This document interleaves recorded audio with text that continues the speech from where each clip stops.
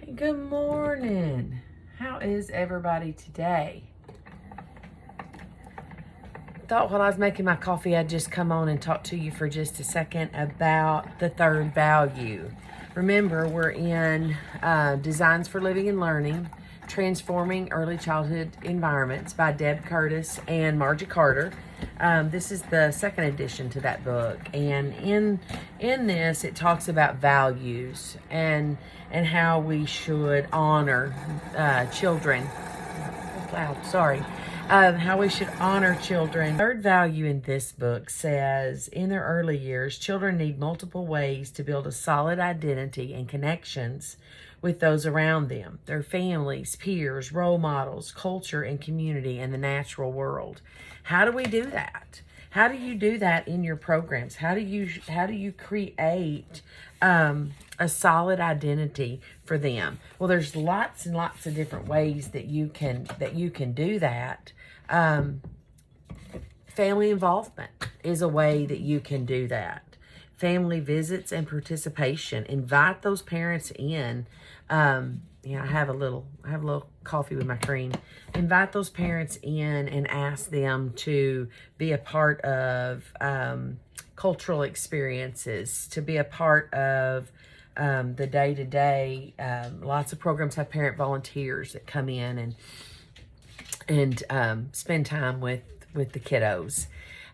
Peer interactions, cooperative play and learning, the things we do all day long in dramatic play and blocks and home living and those different areas. Role models, have guest speakers and visitors come in.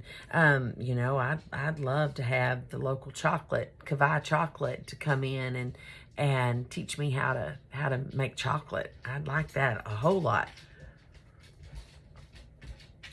Cultural awareness is another way that we can do that. Bring in and have cultural celebrations for different holidays. Community engagement.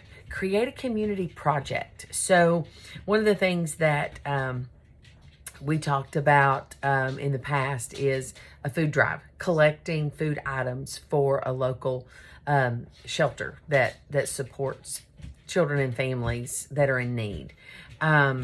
Local field trips. So I was able to go on a field trip 2 weeks ago to the nursery, and the kids got to see a nursery in action, and then they were able to bring home a plant for their mom for Mother's Day. Learning about the things in the community is very, very important. And then outdoor learning. Create those opportunities for outdoor learning because they are important. They are so important.